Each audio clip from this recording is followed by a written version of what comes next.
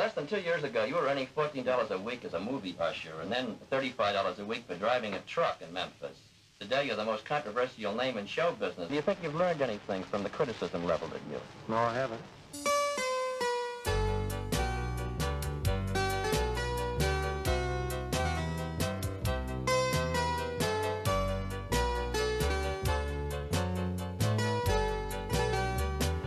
On your personal appearances, you create a sort of mass hysteria amongst your audiences of teenagers. Is your shaking and quaking in the nature of an involuntary response to this hysteria?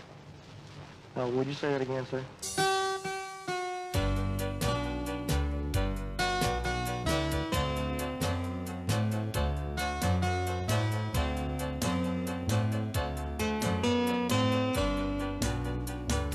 Well, what about the rumor that you once shot your mother?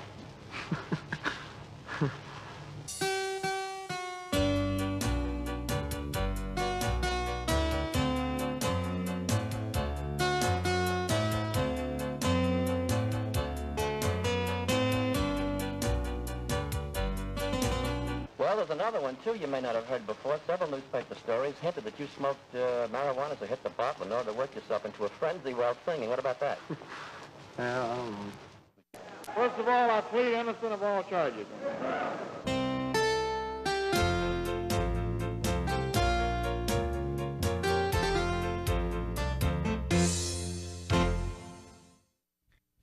.306 Elvis Presley Drive, East Tupelo, Mississippi, was officially designated an historical site in 1978.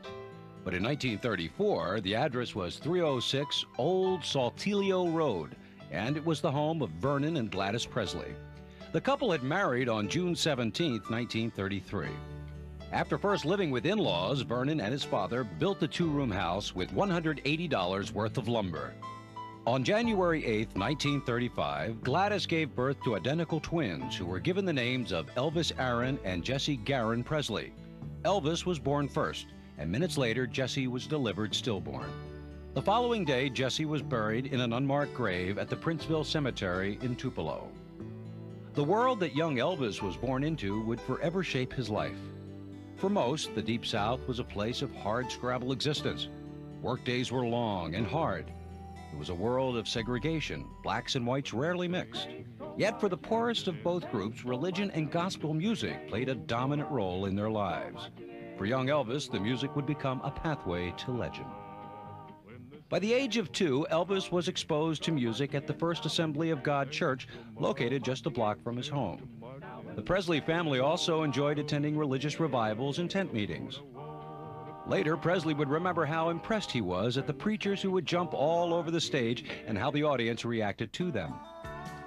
On October 5, 1945, Elvis won second prize in a talent contest at the Mississippi-Alabama Fair and Dairy Show.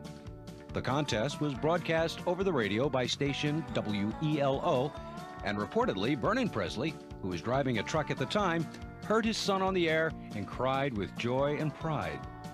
When Elvis was 13, his mother bought him his first guitar. She had saved for months to afford the $12.95. The 12-year-old Elvis sat by the family radio, learning how to play his new instrument. The music of country stars like Roy Acuff and Ernest Tubb, and black singers like B.B. King all helped to form Elvis's musical tastes. In September of 1948, the Presley family packed up all their belongings in the family car and moved to Memphis. Elvis's first home in Memphis was in a one-room apartment at 572 Poplar Avenue. Elvis was enrolled in Humes High School. He was shy and nervous and slow to make new friends. The family struggled to make ends meet and qualified for public assistance, including an apartment in a federally funded housing project. To help out his family, young Elvis had a series of part-time jobs, including working as an usher at the Lowe's State Movie Theater. Slowly, a change was coming over Presley. He began buying flashy clothes at Lansky's on Beale Street, a favorite of country singers and local black kids. He changed his hairstyle from the popular crew cut of the time to wearing it long, slicked back with sideburns.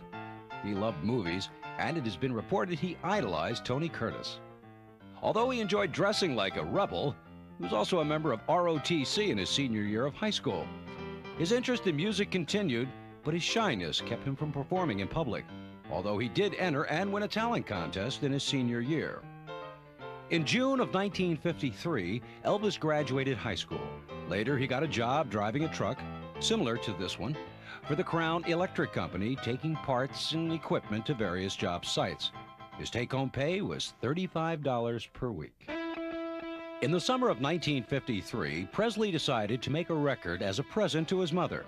He knew that Sun Records, a small recording studio and record label, also allowed people to make inexpensive demo records. Presley recorded 2 songs, My Happiness and That's When Your Heartaches Begin. In January of 1954, Elvis returned to Sun to make a demo record. This time, the studio's owner, Sam Phillips, was there and took an interest in Presley.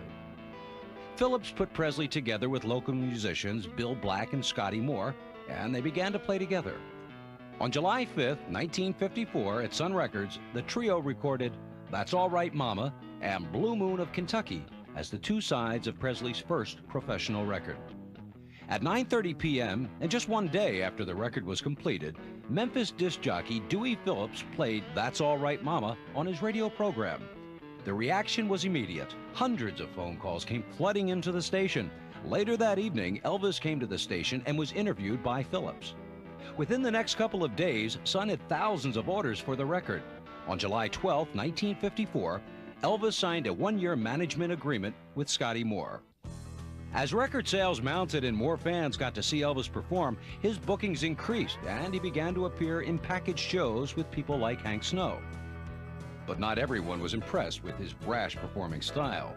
Elvis made his first and only appearance on the venerated Grand Ole Opry radio show on October 2nd, 1954.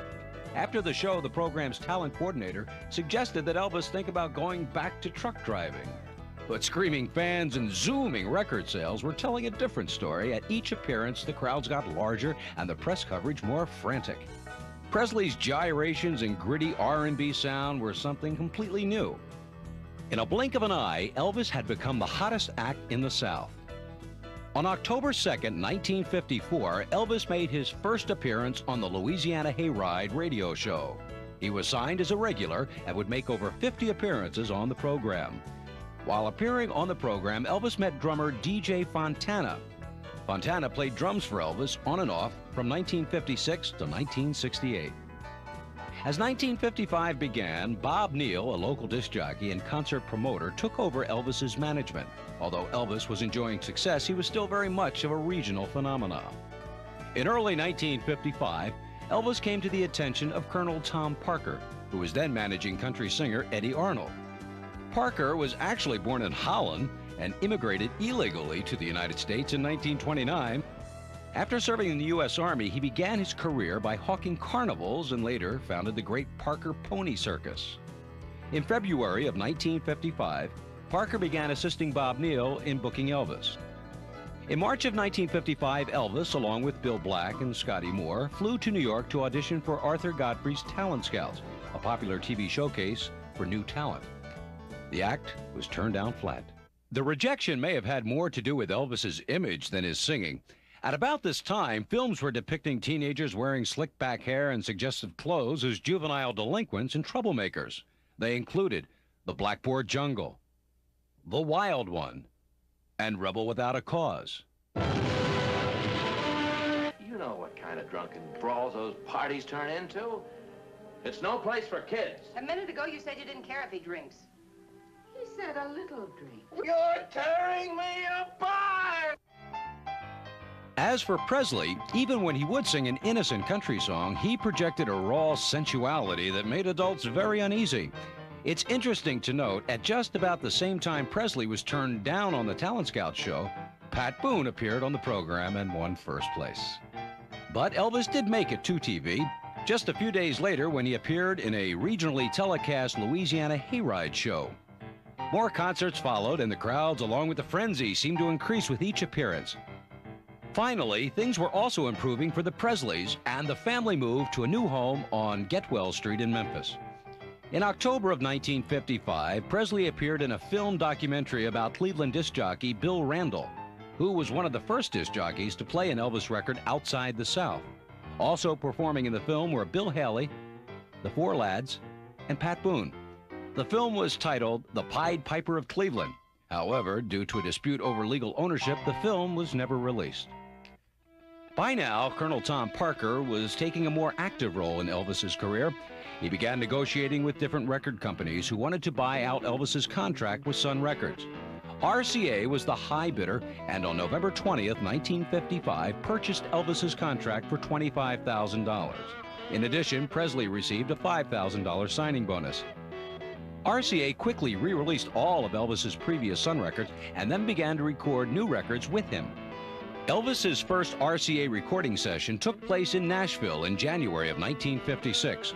The songs included I Got a Woman and Heartbreak Hotel. Less than a year after he was turned down by Arthur Godfrey, Presley was on his way back to New York and his first national television appearance. The program was Stage Show, hosted by band leaders Tommy and Jimmy Dorsey. It was produced by Jackie Gleason, and at first was used for a summer replacement for Gleason's own show. In 1955, Gleason brought back the show as a half-hour lead-in to his own Saturday night show, The Honeymooners. The program was having ratings problems, and it may have been the show's announcer, disc jockey Bill Randall, who first suggested booking Presley. Reactions to Presley's appearance were immediate and decidedly mixed. The CBS switchboard was flooded with calls, some demanding more and others outraged at its vulgar display. Now, controversy swirled around Presley as larger crowds and screaming fans clamored to see him at every concert. Meanwhile, worried parents read lurid stories of Presley's sexual escapades. For Colonel Tom Parker, it all made for an unbeatable combination.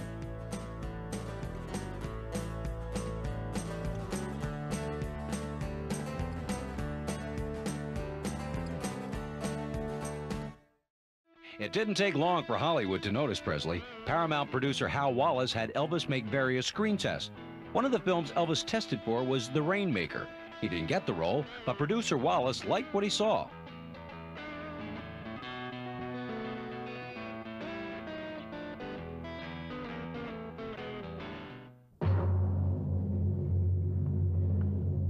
The following program is being brought to you in living color on NBC.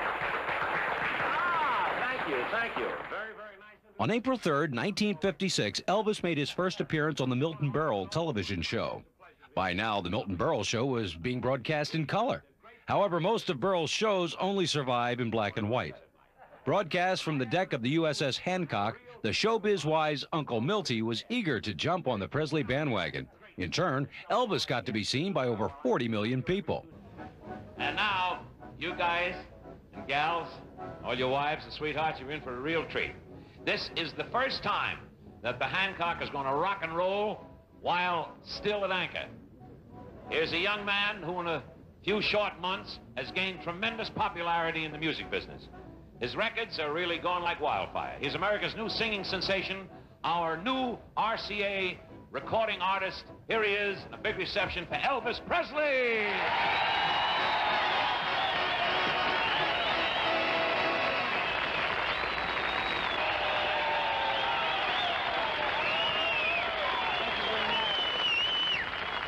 Thank you, ladies and gentlemen, and now I got a little surprise for you. Here for his very first public appearance, I'd like you to meet my twin brother, Melvin Presley. Melvin? Berle probably had no idea that Elvis had actually lost a twin brother, and Presley was anxious to please Mr. Television and never brought up the painful reality.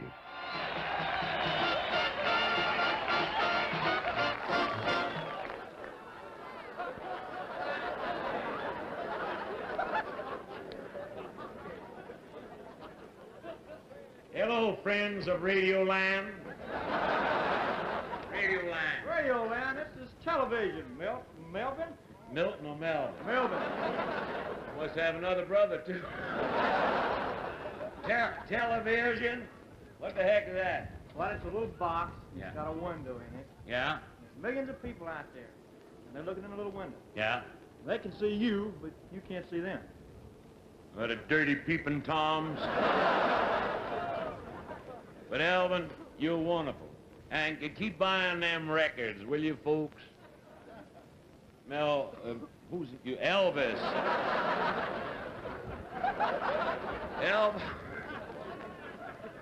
Hot dog. Elvis needs the money. Well, I want to tell you, you're mighty proud to be here on this ship here, the Coke. And I want you to know the Coke. Coke. That's what it says on the side of the boat. USSHANCOCK. Coke. What's the matter? I know how to spell. That's USS Hancock, Melvin. Keep buying them records. I'm real proud of you, Elvis. Well, Melvin, I owe it all to you. You owe everything to me. That's... You taught me everything I know. I'm glad you told that to the folks I did. I taught him his singing style. I used to drop grasshoppers down his pants. That's how I keep jumping around. Grasshopper. Keep buying them records. Do that for us. What are we going to do now? Well, let's sing a song. Let's sing a song to get it. Do the blue suede shoes. Have soul. Here we go. One more. Take it away. Well, it's one for the money, two for the show. Three, ready now, go get it.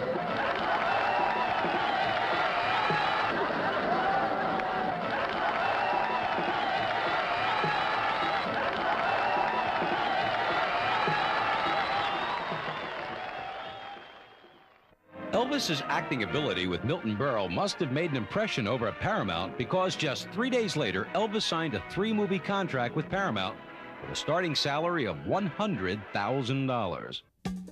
Colonel Parker put his Elvis plan into high gear. He booked Presley for a 4-week engagement at the New Frontier Hotel in Las Vegas beginning April 23, 1956. Billed as the atomic-powered singer, Presley was paid $12,500 per week. But the one thing that usually shrewd Tom Parker hadn't figured on was that Vegas crowds were older. Elvis's repertoire of rock and roll got a cool reception from the middle-aged crowds, and after 2 weeks, the engagement was canceled. During his stay in Las Vegas, Presley visited Liberace, who was playing at the Riviera. The two musical heartthrobs posed for pictures that were quickly flashed around the world. However, the Vegas setback was quickly forgotten, especially when the Presleys moved into their new home on Audubon Street. On June 5, 1956, Elvis made his second appearance on The Milton Berle Show. Considered one of Presley's wildest television appearances, his unrestrained antics jarred many critics who called him lewd and obscene, while his fans, especially young girls, swooned with delight. How about my boy? How about him, huh? Come on.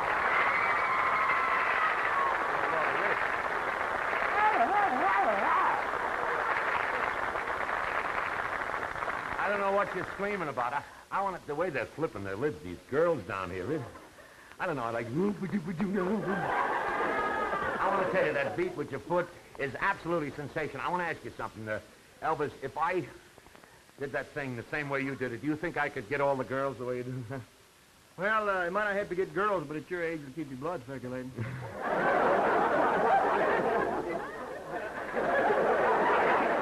At my age. Make me feel like a used car. My tail light may be dragging, but my battery is still charging. I'll tell you that.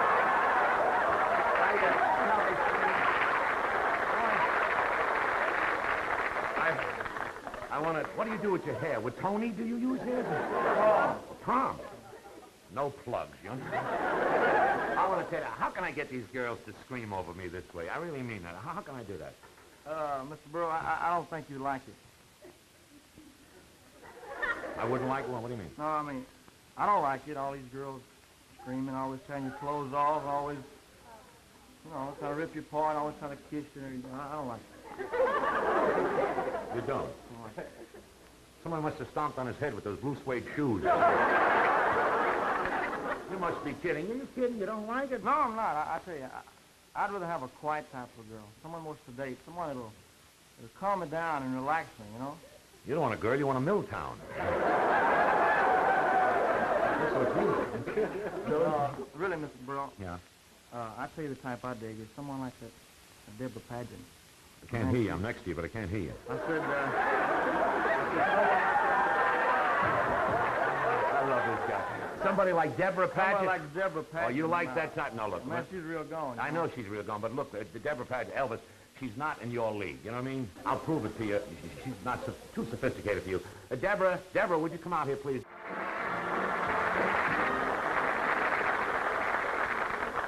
Deborah Patchett, I want you to meet Elvis Presley.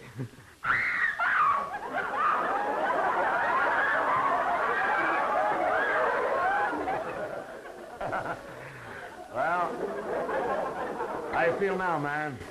Cool, man. How you like that? She kissed him and he feels cool. This I don't...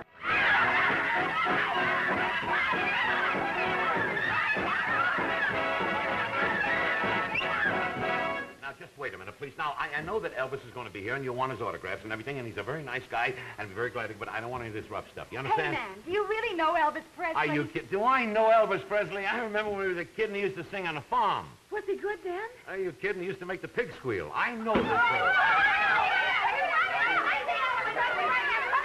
Now, you gotta keep quiet. Now, stand in line. Everybody stand. You get it.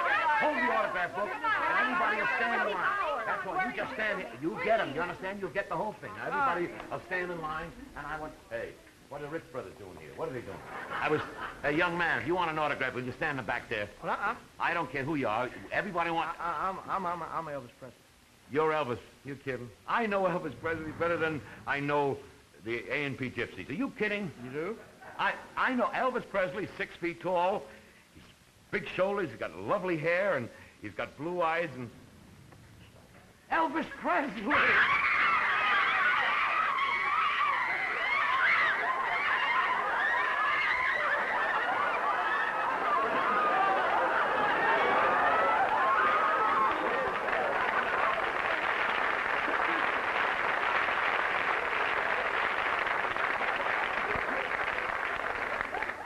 Give me the good old Rudy Valley days.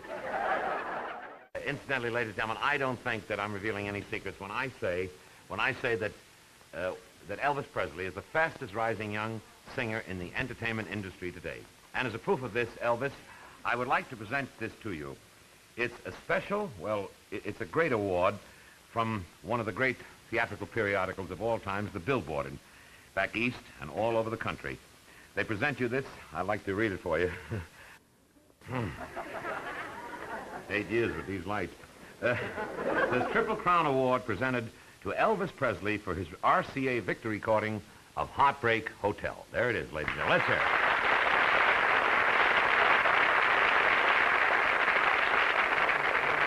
You deserve this award, Elvis, and good luck.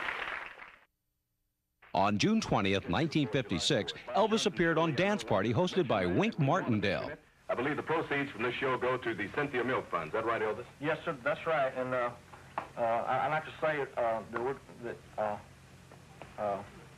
let's see, what would I like to say? I'd like to say that we have a diamond ring that we're going to have as a door prize. It's my initial ring. I've had it for some time, and it has 14 diamonds in it. And we're going to give it away at the door as a door prize. I see. And everything. And all the proceeds from this particular show, this is July 4th at Rustwood Park. Elvis is going to be there. He's going to sing and play. His band will be there. Many other stars will be there, too. And we will certainly want you to watch Bob Johnson's column in the Memphis Press Cemetery, watch all the publicity on it, and get your tickets in advance. Elvis Presley, I want to thank you again because we know you're a busy man, and thanks a lot for coming by and seeing us at the dance party and saying hello to all your friends here in Memphis and the Mid-South. And anytime you're in town and want to come by, we certainly will welcome you. I think I have on something tonight that's not quite correct for evening wear. Not quite formal? What's that, Elvis? Blue suede shoes. Oh, yes. On July 1st, 1956, Elvis was scheduled to appear on another NBC program, originally broadcast in color, The Steve Allen Show. Elvis's previous television appearances, especially on the last Milton Berle show, had created so much controversy that Allen tried to tone down Presley by having him wear a tuxedo. After appearing on The Steve Allen Show, Presley went back to his hotel room and later, at 11:30 p.m., did a split-screen interview on the High Gardner TV show. Hi. I have Elvis Presley on the phone. Hello? Hello? Hello, Elvis. Just one moment. Hello, Elvis. Hello? Did you have fun tonight on the Steve Allen Show? Yes, sir, I really did. I really enjoyed it. First time you ever worked in tux or tails? It's the first time I ever had one on, period. You mean you've got, as they say, 4 Cadillacs, but no tuxedos? No tuxedo. I usually drive the Cadillacs in blue jeans. That's very interesting, particularly when a cop stops you and wants to know if you own the car, huh? That's right. You have to show them all your ownership papers and everything. You know, less than 2 years ago, you were earning $14 a week as a movie usher, and then $35 a week for driving a truck in Memphis. Today, you're the most controversial name in show business. I want to give you an opportunity here to go over a lot of the rumors that have been printed about you, including a few that I printed myself, because some of these things can be checked and some can't, and I think that we ought to sort of fix up the record. Now, your style of gyrating while you sing has been bitterly criticized, even by usually mild and gentle TV critics like Ben Gross. Now, do you bear any animosity towards these critics? Well, not really. Those people have a job to do, and they do it. And do you think you've learned anything from the criticism leveled at you? No, I haven't. You haven't, huh? Because I don't feel that I'm doing anything wrong. 2 or 3 columns this week that carried items that you had bought 4 Cadillacs. Now, what is better than that, Elvis? It's what? It's the truth. I do have 4 Cadillacs. What do you do with 4 Caddies? Well, I don't know. On your personal appearances, you create a sort of mass hysteria amongst your audiences of teenagers. Is your shaking and quaking in the nature of an involuntary response to this hysteria? Would you say that again, sir? Well, I say that when you shake and you quake when you sing, is that sort of an involuntary response to the hysteria of your audience? Involuntary? Yeah. Well, I'm aware of everything I do at all times, but it's just the way I feel. I mean, for example, if somebody is playing ball, they play just a little bit harder when the fans root, and I was wondering whether this had anything to do with sure. Well, I guess any artist, if the audience acts like they're enjoying it, if they act like they're with you, well, it makes you put more into it, you know. Mm-hmm. Do you think that your rocking and rolling has had an evil influence on teenagers? I don't think that it is. Juvenile delinquency is something that's, well, it just, I don't know how to explain it, but I don't see how music would have anything to do with it at all. What about the rumor that you once shot your mother? Well, I think that one takes the cake. I mean, that's about the funniest one I've ever heard. Where'd that one come from? Have you any idea? I have no idea. I can't imagine. When you mentioned it to me, it's the first time I ever heard it. Is that right? First time I ever heard it. Well, there's another one, too, you may not have heard before. Several newspaper stories hinted that you smoked marijuana to hit the bottle in order to work yourself into a frenzy while singing. What about that? I don't know. Would you prefer to be an actor than to be a singing entertainer? If I were a good actor, of course I'm not a good singer, but if I were a good actor, I think that I would like it a little better. Although, if I ever break into the acting completely, I'll still continue my singing. I'll still continue making records. On July 2nd, 1956, Elvis recorded Hound Dog, Don't Be Cruel, and Any Way You Want Me at RCA's New York studios. This was the first recording session in which the Jordanaires acted as his backup singers. Presley first met the group in early 1954. At that time, Presley reportedly said, "If I ever make a record, I want to use you guys singing background for me." Oh, Lord, I want to feel that number when the saints go marching in. Now when the saints go marching in. Saints go marching in. Now when the saints go marching in. Oh, Lord, I want to feel that number when the saints go marching in. As soon as Presley was out of the recording studio, Colonel Parker had him on the road.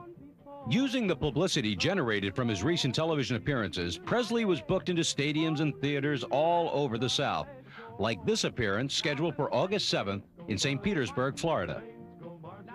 Later in August, Elvis began filming his first feature for Paramount, Love Me Tender. By now, Elvis had bought his mother a pink Cadillac. It was only one of many luxury cars Elvis bought for himself, his family, and his lucky friends. He was especially fond of Lincolns and Cadillacs. On September 9th, 1956, Elvis made the first of 3 appearances on The Ed Sullivan Show. Although Sullivan was very concerned about his show's family image, he couldn't help ignore Presley's celebrity status or the big ratings Elvis had given his TV rival, Steve Allen. Sullivan signed Presley for 3 appearances for $50,000. September 26, 1956 was declared Elvis Presley Day in Tupelo, Mississippi. Elvis returned to his hometown and gave a concert to wildly adoring fans. The shy young boy who left Tupelo was back as a national sensation, riding the record charts with 4 #1 hits. Of course, fame can have its pitfalls. On October 18, 1956, Elvis stopped at a gas station in Memphis. A crowd quickly gathered. Ed Hopper, the station manager, demanded that Elvis move and hit Presley on the back of the head. A fight broke out between Hopper and Presley, and attendant Aubrey Brown also joined in. The two men brought charges against Presley, and all three appeared in a Memphis courthouse. Presley was cleared of all charges, and both men were fired from their jobs. Presley had won both the physical and the legal fights. But he did pay a price. The publicity underscored his unsavory image in many adult minds. But it also heightened the excitement for his next Ed Sullivan Show appearance just 10 days after the gas station incident. Elvis Mania was in high gear on November 15, 1956 in New York for the premiere of Love Me Tender. Broadway hadn't seen anything like it since Bobby Soxers had jammed the streets waiting to see Frank Sinatra over a decade earlier. For Elvis's movie opening, 35 extra policemen and 20 extra ushers were needed to hold back the crowd, which had been forming since 8 in the morning. A giant 50-foot-tall cardboard picture of Elvis was unveiled, and the fans rushed in to see their idol on the silver screen.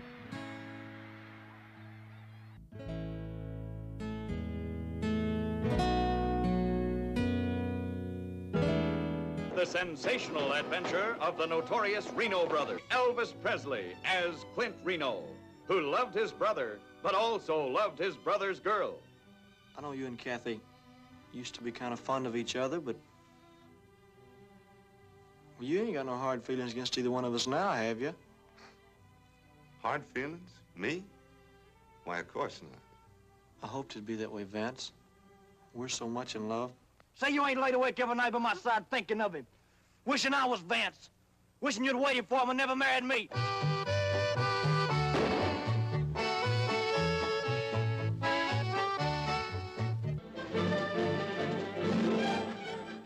Once again, the critics lashed out at Presley's performance. Their reviews blasted Elvis's acting, but they totally missed the point. Presley's fans were thrilled just to see him 20 feet tall on a movie screen. Each new Presley appearance quickly sold out, like this one at the Louisville, Kentucky Armory on November 25th, 1956. Parking lots would fill to capacity and thousands of fans would mob the theater.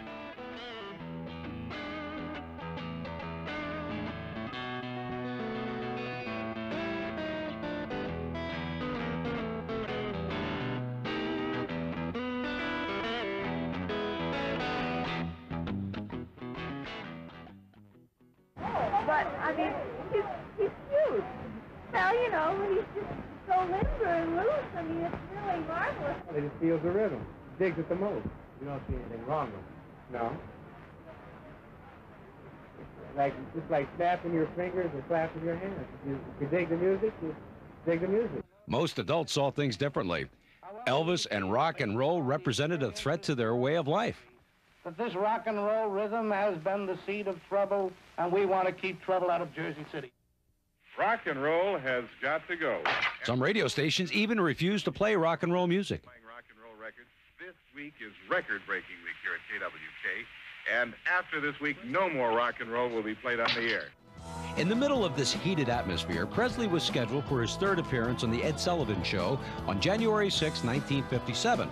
Ed Sullivan had become more sensitive to the controversy over Elvis's swinging hips and ordered the cameraman to shoot Presley only from the waist up.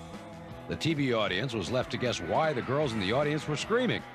After the program, Sullivan called a press conference to defend his actions. His attempt to censor Presley had backfired and only helped fuel the mania that surrounded his every appearance. And those appearances got bigger and bigger. Like the thousands of fans who jammed the Chicago Amphitheater in March of 1957, Presley appeared in his now legendary gold lame tuxedo, designed by nudies of Hollywood at Colonel Parker's request. The costume became immortalized when Elvis wore it on the cover of a 1959 album. In March of 1957, Elvis purchased Graceland for $102,500. By now, Colonel Parker had the Presley money machine in high gear. Elvis's concert fees kept rising. One hit record followed another, and the Colonel and RCA began marketing and licensing Elvis products. Each new item brought more and more money and fame to the growing Elvis empire. Elvis's next film, Loving You, premiered in Memphis on July 9, 1957. Loving You, the first big modern musical built around the fiery personality of Elvis Presley. Follow him through the barnstorming days and the one-night stands, the big moment when the girls discovered him and he discovered girls. See what happens when a down-to-earth kid goes too high, too fast. It's not my future you care about, it's yours. It's what I can do for you. You don't care about me or Tex or anybody, just yourself. You've got 15 minutes to get on that stage and find out if you've even got a future.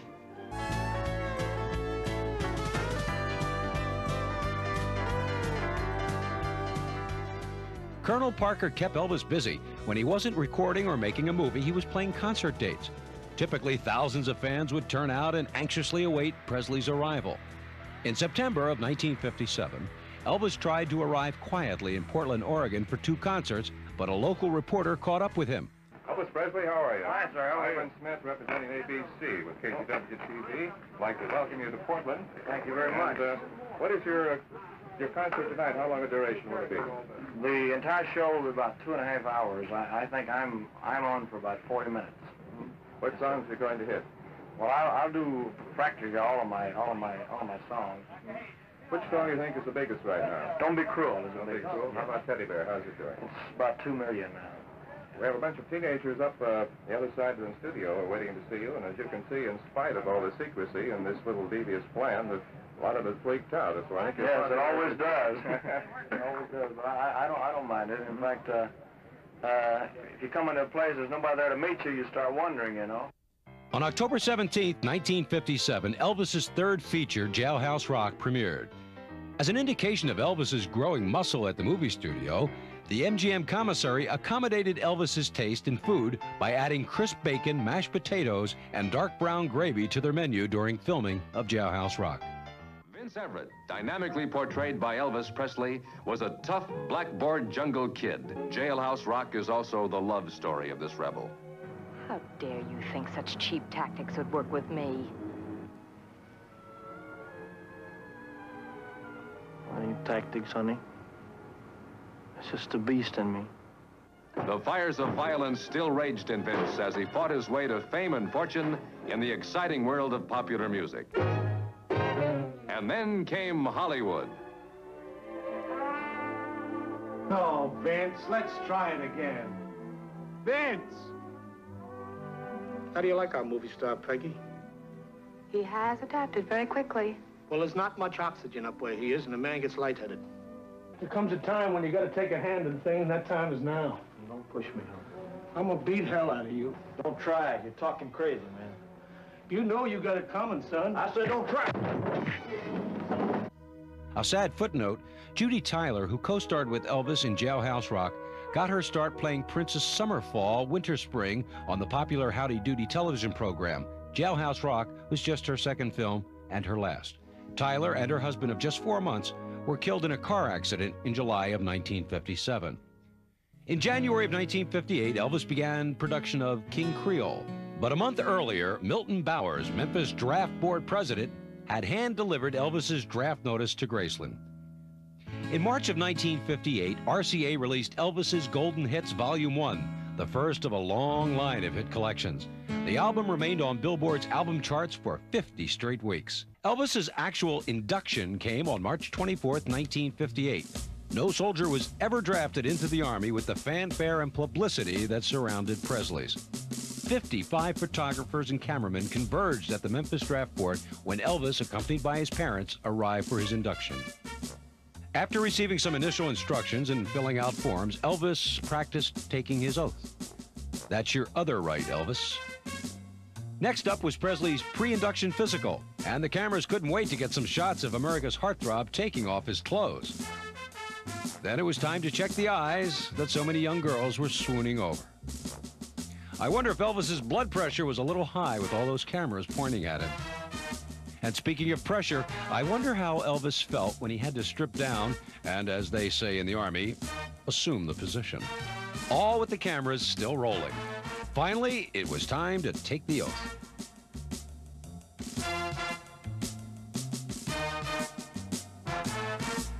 You repeat I, and then your individual name, and repeat everything after me. I solemnly swear that I will bear true faith and allegiance to the United States of America. That I will serve them honestly and faithfully against all their enemies whomsoever. And that I will obey the orders of the President of the United States and the orders of the officers appointed over me. According to all regulations and the Uniform Code of Military Justice. Congratulations, you are now in the Army. You are all private. That's the way you will be addressed from now on. Private Presley, you'll be in charge of the group. Private Elvis Aaron Presley, serial number US 533-10761, left the Memphis Draft Board as tearful family and friends wished him well. Presley, along with his fellow recruits, boarded a Greyhound bus for the trip to Fort Chaffee, Arkansas. Arriving late that night at Fort Chaffee, even Elvis was shocked to see how many fans and reporters were there to meet him. We had a little tough time with Elvis a little while ago because our film broke on us. And we want to say, again, thank you very much for your cooperation. We hope you're going to enjoy your stay in the United States Army. You're very welcome. Thank you very much. Anything you'd like to say to the teenagers as a parting salute here? Well, I'm sorry I didn't get to see them tonight, but I thought it was a little late for them to be out. It was kind of a surprise when they were here. They should have been home in bed, in other words. No, I'm not going to say that. Thank you. Elvis, thank you very much. So, that wraps up our interview from the barracks here at Fort Chaffee as Private Presley, Elvis A., gets ready for sleep and a busy day tomorrow. Then it was time to learn the fine art of making an Army bunk. The next morning, having been gently awakened by a friendly drill sergeant at 5 a.m., Private Presley and his fellow recruits got their first taste of Army cooking. After a hearty breakfast, Presley had an appointment with a barber where he got one of the most famous haircuts in the history of the United States Army. Later, it was off to the quartermaster, where Presley traded in his blue suede shoes for a more practical pair of Army boots. And Elvis could forget about custom gold suits designed by Nudie. This time it was olive drab and right off the rack. But the alterations were on the house. In less than 24 hours, the transformation was complete. Elvis Presley, teen idol, movie star, and national sensation, looked like any other sad sack in Uncle Sam's Army. Elvis must have taken his share of razzing from fellow recruits, especially when his film King Creole opened in July of 1958. You're a pretty fancy performer, ain't you, kid? Now you know what I do for an encore. Now he crowns his meteoric rise to fame with a fiery burst of dramatic power as hard-loving, hard-hitting Danny Fisher, who sang his way up from the gutters of lusty, brawling New Orleans. There were to be many women in Danny's young life, but only two who really counted. Nellie, who knew too little about love. I've never been to a place like this before. Honey, what are you doing here with this man? How'd you get into this? How do you get out?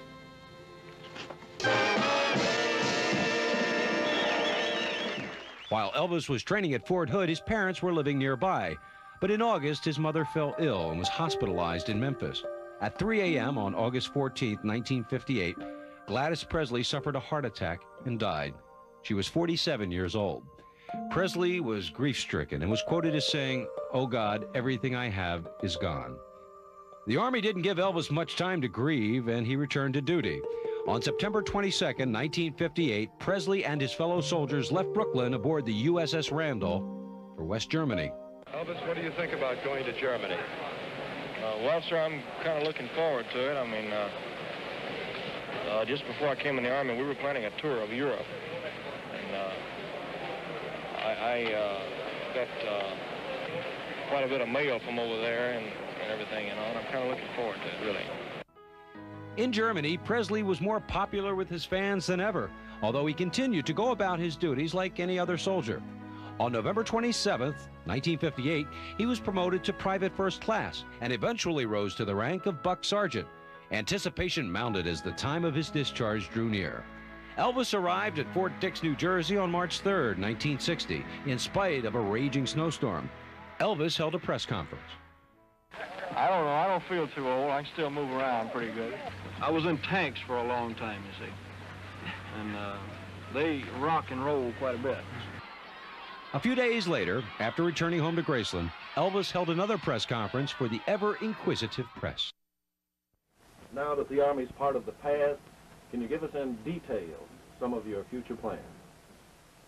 Well, the first thing I have to do is to cut some records. And then after that, I have the television show with Frank Sinatra. And then I have the picture with Mr. Wallace. And after that, I have 2 for 20th Century Fox. And after that, heaven knows, I don't. I suppose it'll keep me busy the rest of this year, you know. After that, I don't know. As you look back on your 2 years in the service, what was the most important thing that happened to you during your 2 years, whether it was overseas or here in the States? Well, there were a number of things that happened. I had quite a few interesting experiences. Slept out in the snow, ate sea rations, you know, all the regular thing. But I suppose the biggest thing of all is the fact that I did make it. I made it just like everybody. I mean, I tried to play it straight, you know, like everybody else. And I made a lot of friends that I never would have made otherwise. And all in all, it's been a pretty good experience, you know. How about any romance? Did you leave any heart, shall we say, in Germany? Not any special one. There was a little girl that I was seeing quite often over there. That her father was in the Air Force, and actually they only got over there about 2 months before I left. I was seeing her, and she was at the airport when I left, and there were some pictures made of her, but it was no big romance. I mean, the stories came out. The girl he left behind, and all that. It wasn't like that. I mean, I had to be careful when I answer a question like that. Elvis, in your service life, which did you find the most difficult when you went into basic training, or when you got over into Germany, over with the experienced soldiers? Which gave you the hardest time? Well, basic training wasn't hard for me at all. It was harder afterwards, after I had gotten into a regular outfit. Not the service itself, but just the surroundings, and I was in a strange land, and the outfit I was in, they had quite a bit of field duty. We stayed in the field 6 months out of the year. And it gets cold in Germany. It snows quite a bit. And it was pretty hard to adjust to. There has been some rumor about Nancy Sinatra and yourself. Is there a romance in the making here? No, I'm afraid not. I only met her in Fort Dix. And she gave me a gift from Frank. And it was very brief. I think she's engaged to Tommy Sands. I don't think he would appreciate that. The Frank Sinatra show on the ABC television network. Do you have any idea of when this will be aired? I really don't know the exact date. I would imagine it's somewhere around the 1st of May. On May 12, 1960, Frank Sinatra's Welcome Home Elvis special, taped at the Fontainebleau in Miami, aired on ABC TV. He's here in person. I may pass out. Tommy won't like it. Where the heck are his sideburns? Germany. Well, I'll be a hound dog. And that's the opening, friends. It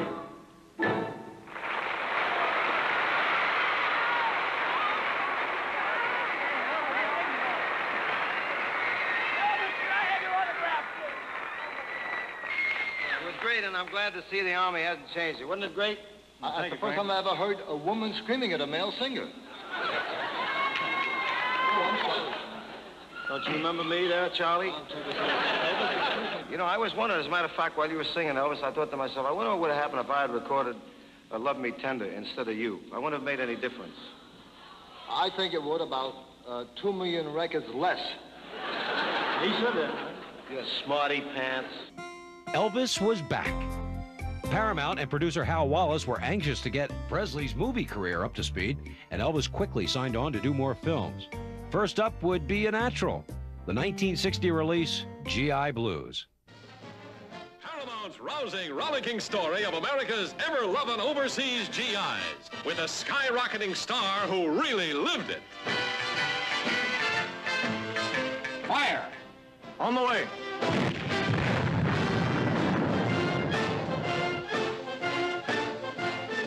I'm so pleased you came to Germany.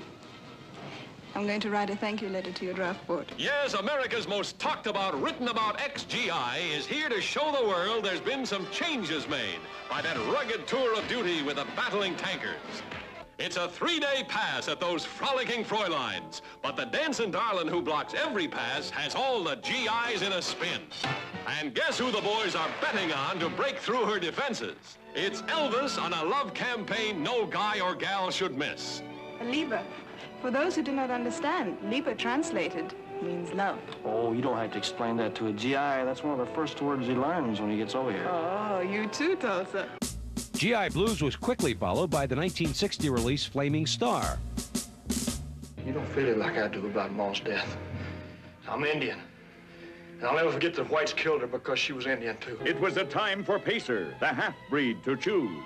And whichever path he took, he had to hurt someone he loved.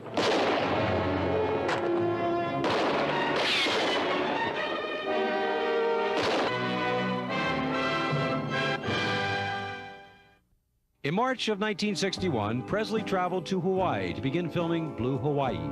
On March 25th, 1961, he gave a benefit concert for the USS Arizona Memorial Fund in Pearl Harbor, Hawaii.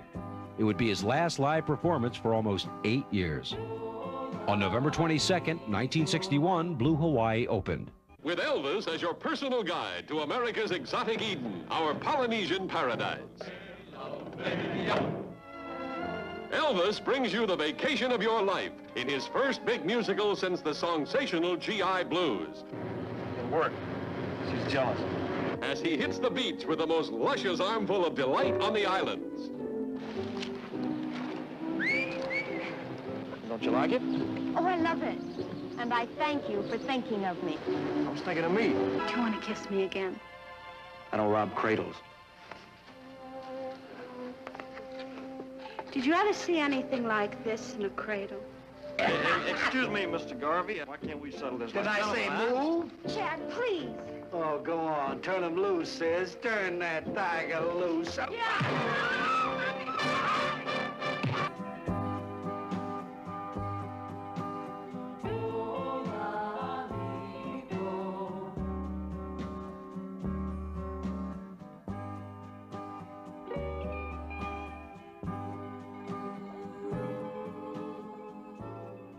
In June of 1961, Wild in the Country was released.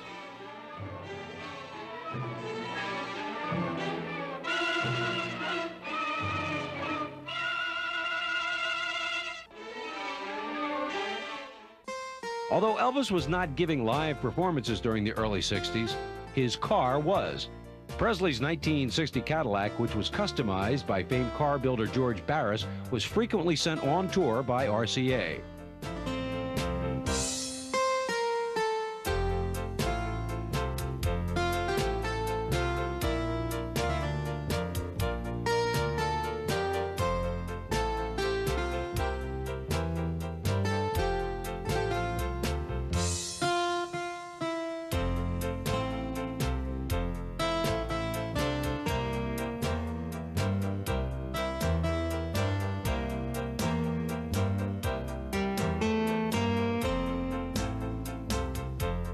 On May 23, 1962, Follow That Dream opened. Production on the film began in the summer of 1961 in Florida. Elvis arrived on location in his specially equipped bus. The bus was nicknamed Plain Jane because the exterior gave no indication it was Elvis's bus or the luxurious interior within. headed for this theater. It's a new Elvis, one you've never seen before. Uproariously funny as a lawman who does everything wrong but gets the right results. Elvis, absolutely irresistible as an unwilling Lothario who turns to ice every time a lovely lady turns on the heat. Anybody ever tell you you're very handsome? Only girls. Take care of the sheriff, Pete. Turn on the music. And make it loud. I like it loud. Well, what are you waiting for? Where's your gun? I got it. Louis. Yeah. Here, take the flashlight. Presley was turning out movies at a breakneck clip. Barely 4 months after Follow That Dream opened, on August 29th, Kid Galahad hit the nation's theaters. It's a knockout. A honey of a picture full of that Elvis kind of action. That Elvis kind of lovin'. What do you do when you feel like this? People usually get married, I understand. All you had were your empty pockets and a shine on the seat of your pants. Don't push me, Willie. I'm a grease monkey that won't slide so easily. Shut up, I You said. can't yell loud enough to make me shut up. So I'll tell you what I think of the fight game. I think it stinks. And when it does for me what I want to do, I'm getting out.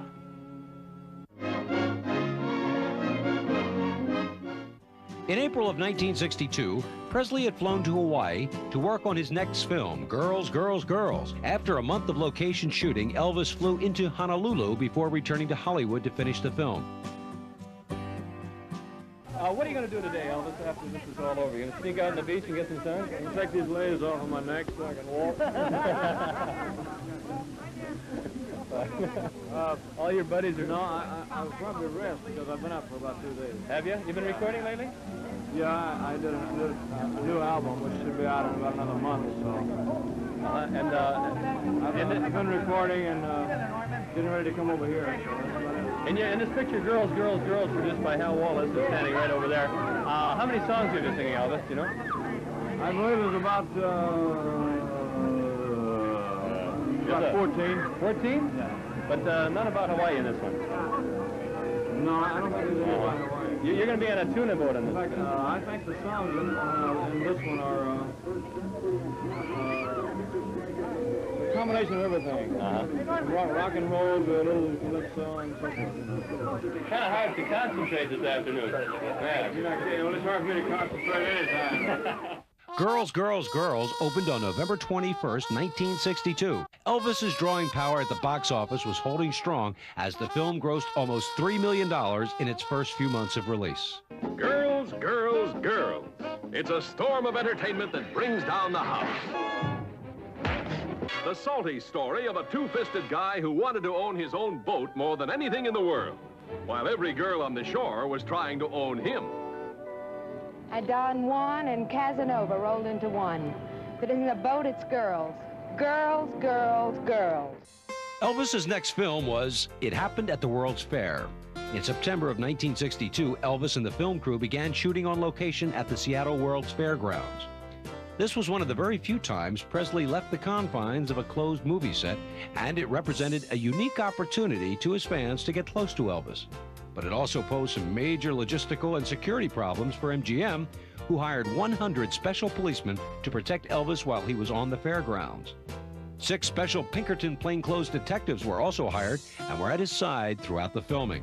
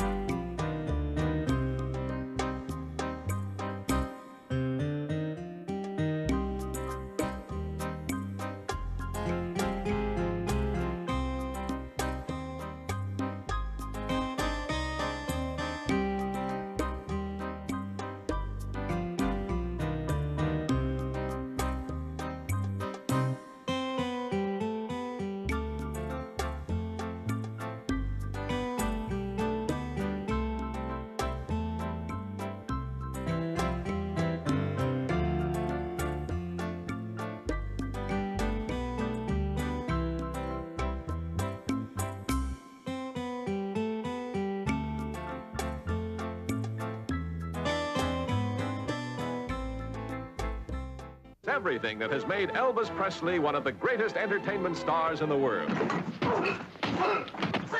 His romances. Dorothy! Get me my gun, Emma.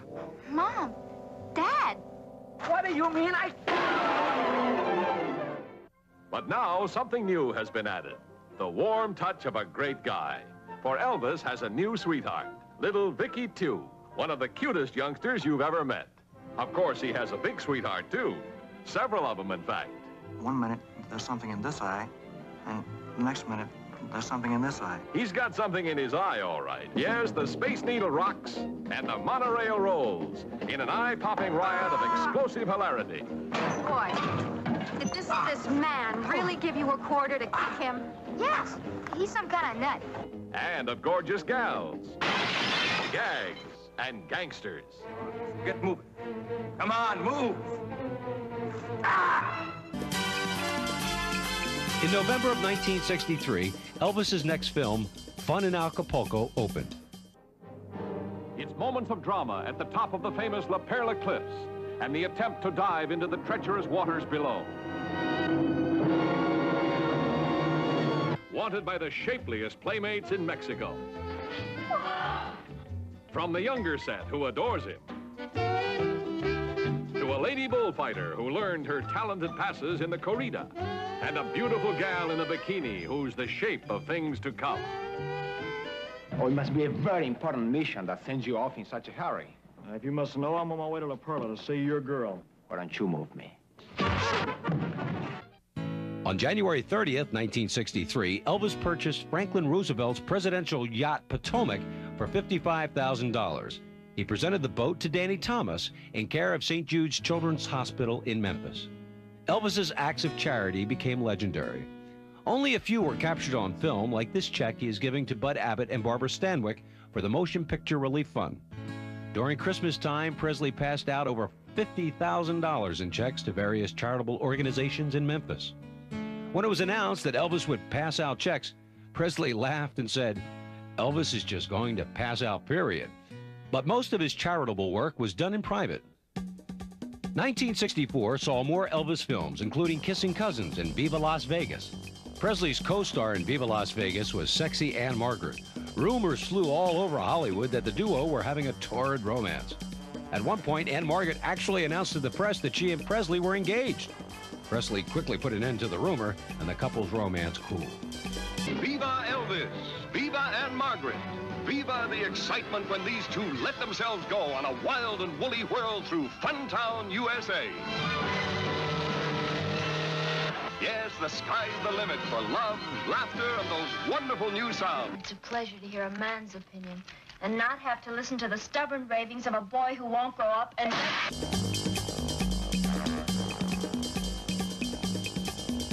The Elvis bandwagon of hit songs and movies seemed to be unstoppable. But by 1964, the Beatles had arrived.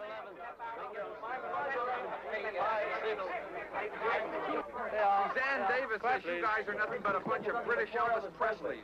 He must be blind. It's not true. It's not true. And for the first time in his career, Elvis had a serious rival for the affections of American teenagers.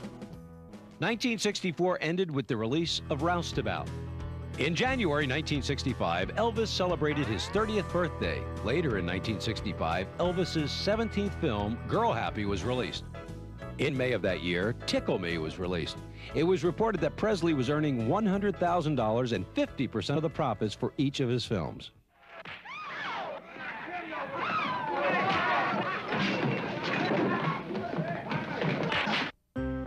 In November of 1965, Presley's 19th film, Harem Scarum, was released.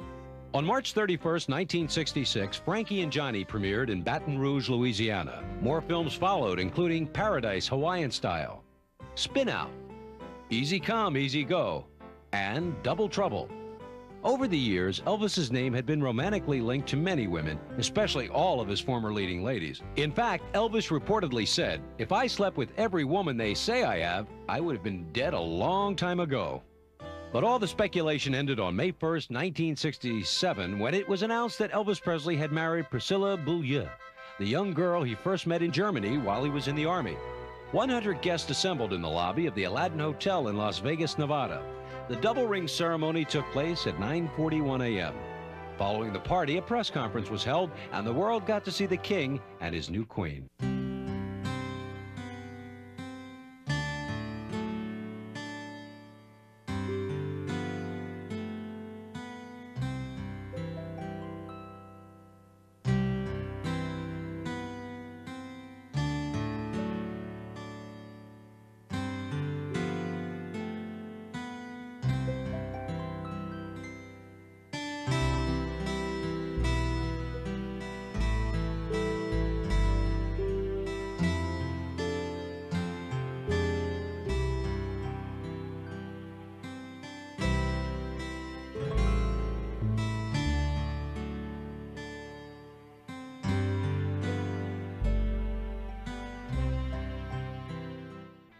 On November 22nd, 1967, Elvis's 25th film, Clambake, was released.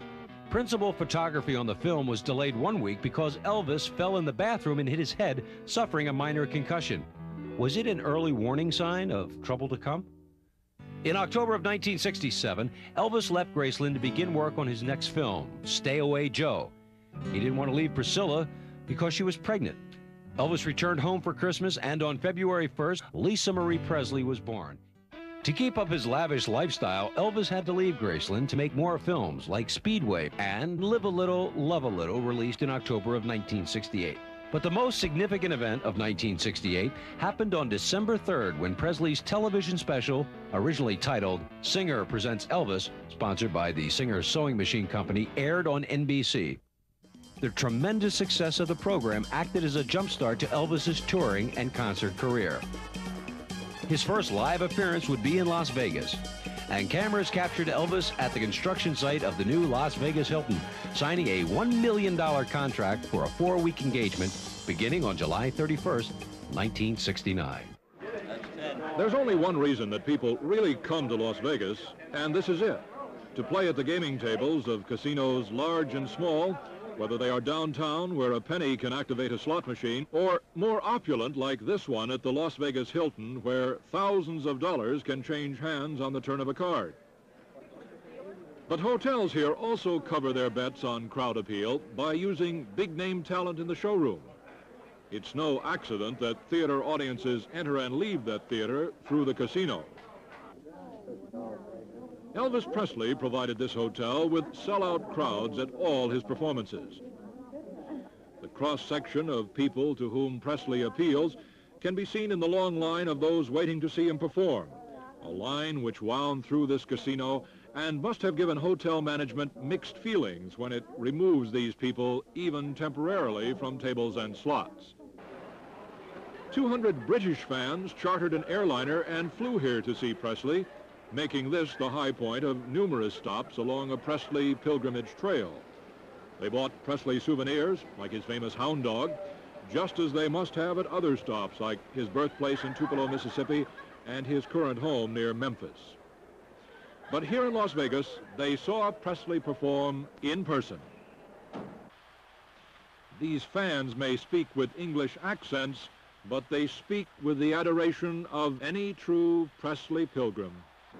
Means everything, a lifetime's ambition. Yes, to me it does personally, you know. Why? Well, I've always liked Elvis since I was 11. I'm 22 now, and I've never bought anybody else's records, and I don't think I ever will, you know. Well, I think it's the most wonderful thing I've ever done in my life, you know. I mean, I've always wanted to see Elvis in person. I know I have. What has this trip meant to you? Chance to see America plus a chance to see Elvis. Which is more important? Elvis. This is what they have come to see. In these bits from Presley's latest act, the body movements don't seem quite as suggestive as in 1956, when Ed Sullivan refused to telecast Presley below the waist. Maybe it's that Presley is now 37 years old. The style is more sophisticated, just as the high pompadour and ducktail haircut have given way to the sophisticated shoulder-length styling of the 70s. Considered a superstar, Presley really doesn't need hard sell, but looking around this hotel, you'd never know it. And maybe that's one of the major reasons for the lasting success. Never stop selling. It's like a carnival here, and why not? That is the background of the man who created Presley, Colonel Tom Parker. Parker's philosophic presence is everywhere. No chance to sell Presley is overlooked. And if it's a captive audience lined up waiting to see a Presley performance, what's $1 to a true fan? Special sale closeout right here, only $1.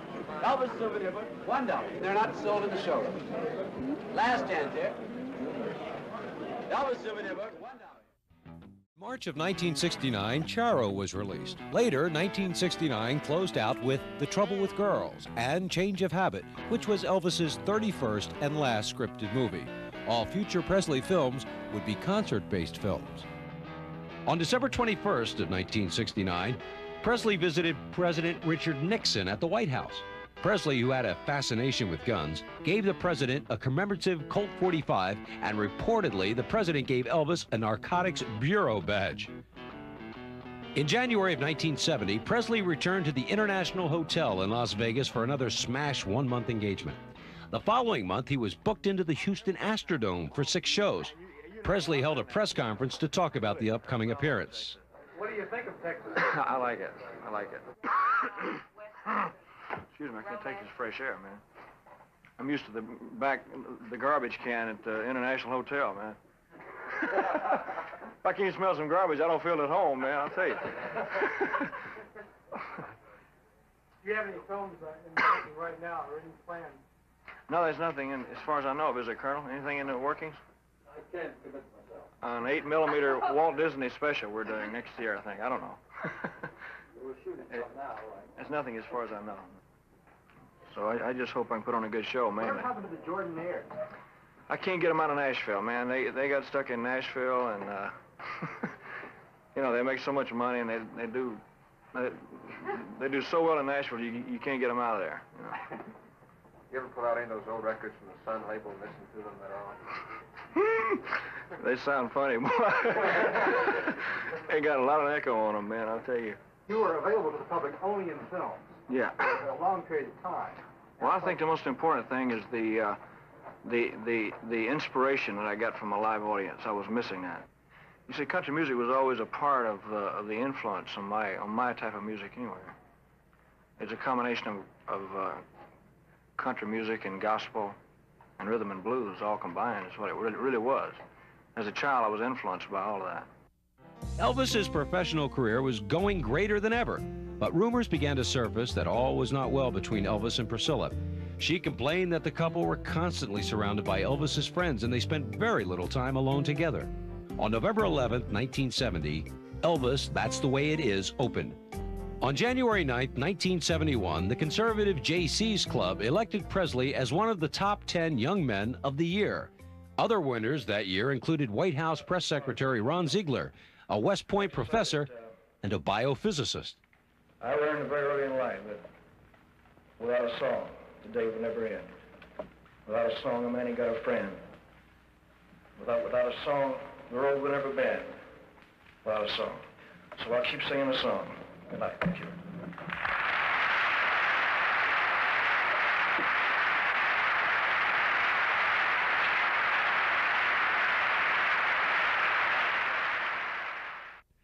Elvis's tours and hit records continued. As each new concert venue was announced, it was sold out. Fans screamed as Elvis, clad in one of his special karate-inspired jumpsuits, prowled the stage, kicking and punching in the air. In June of 1972, Presley came to New York to perform at Madison Square Garden. It was the first time Presley had ever appeared in concert in New York. Reporters gathered at the New York Hilton, where Presley, joined by his father Vernon and Colonel Tom Parker, held a news conference. First of all, I plead innocent of all charges. Okay. All right. Okay. Thank you, dear. No, all kidding aside, we had to wait our turn to get into the garden, you know. No, I stopped using that greasy kid stuff, too. Just like everybody else did, man. Yeah. Well, I found that in the audiences that we have, it's mixed. It's older people, younger people, and the very young, and all types of people, you know, which is good. I just made a movie of the last tour that I did. It's the first live concert that we ever filmed, so that's my next project. It's coming out. There's so many places that I haven't been yet. I've never played New York. I went to Hawaii to get a tan for New York. The Madison Square Garden engagement was another Presley triumph. Over 80,000 people attended the concerts. The once shy young man from Tupelo was now the undisputed king of rock and roll, with 2 generations of fans clamoring to see him perform and still making his records chart-topping hits. On August 18, 1972, Priscilla Presley filed for divorce. The couple had been separated since February. On September 9th, Elvis met Linda Thompson. She was the reigning Miss Tennessee and 3rd runner-up in the Miss USA pageant. Elvis and Linda became constant companions. Later that year in November, Presley's 33rd and last film, Elvis on Tour, was released. In January of 1973, Presley arrived in Hawaii for a unique around-the-world event. Called Aloha from Hawaii, it was a live concert transmitted via satellite all over the world. Presley joined RCA record president Rocco Laganestra to announce the concert, and nearby, as he always is, just out of camera range, Colonel Tom Parker. I'm still on, I'm on stage. Okay. South Vietnam. The Armed Forces Network will pick it up. The Armed Forces have shown. This is the first time that I've seen this myself. This is just the start of this. Would you try Please. Japan again?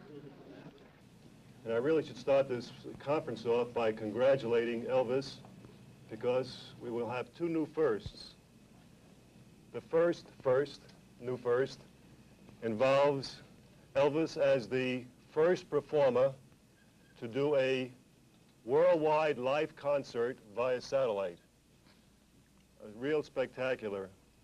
And the second is that we will have a worldwide album via satellite.